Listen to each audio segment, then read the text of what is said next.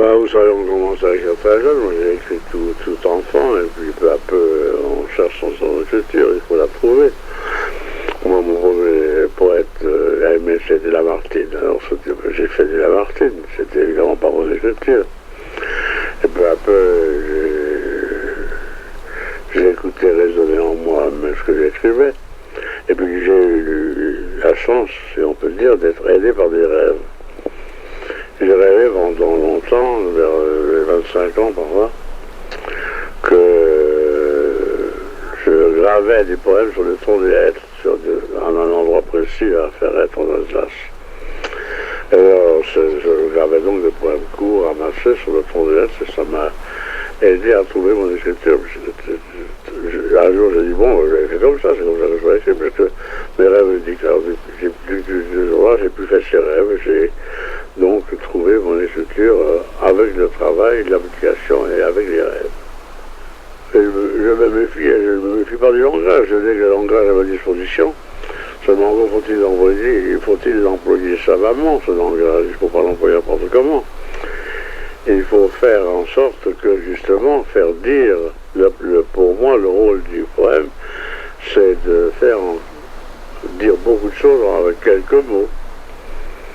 Mais il y a d'autres poésies, je parle de la poésie pour moi, il y a la poésie de Lamartine, encore une fois, il y a celle de Victor Hugo aussi bien.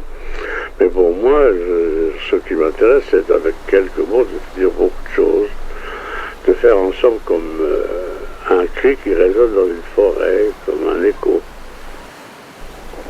Il est bien certain que je suis, comme on dit, anthropomorphe, que pour moi, l'océan devient quelqu'un et quelqu'un devient l'océan.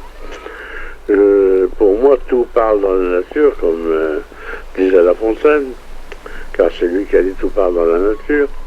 Et pour moi, l'arbre me parle, l'arbre parle à la pierre parle à l'arbre, etc. Je fais très peu la distinction pour moi entre les choses, les animaux, les hommes. Tout vit et tout parle.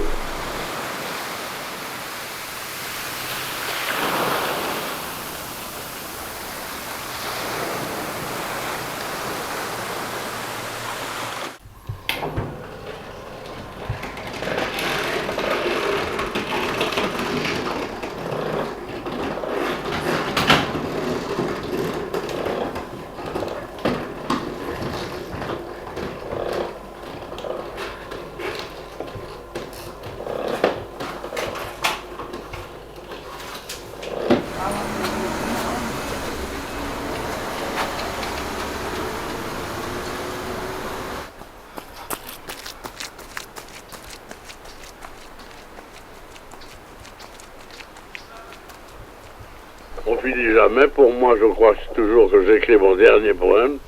J'essaye d'écrire comme si c'était mon dernier, que j'aurais plus rien à dire après.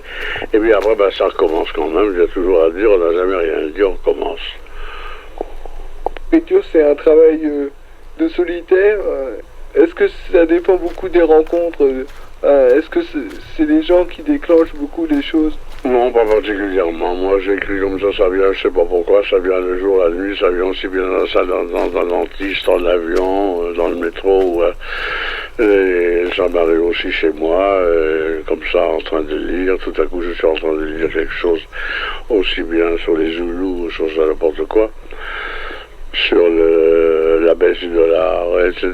Tout à coup, il me vient un poème qui n'a aucun rapport avec ça, ça monte, et ça vient comme ça.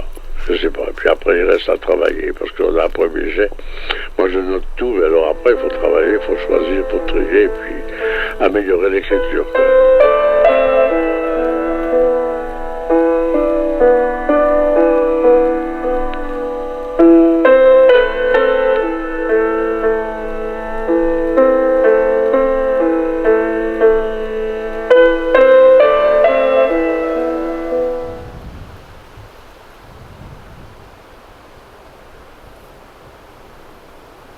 Je suis Bernard Urvois.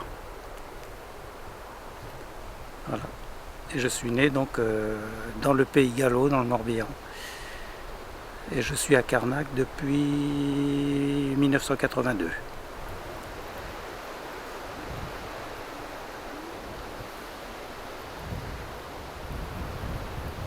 Quand on est jeune simplement il faut beaucoup travailler et que l'écriture de poète c'est un métier aussi, il faut beaucoup. Il suffit pas d'avoir du métier parce que la preuve c'est qu'il y a des gens qui ont beaucoup de métiers qui ne nous intéressent pas quand on les lit. Mais il faut quand même beaucoup travailler. Puis je crois qu'il y a une chose qui est très bonne que les jeunes doivent faire, c'est se mettre à traduire. On apprend beaucoup en traduisant la poésie étrangère. C'est un excellent exercice d'écriture.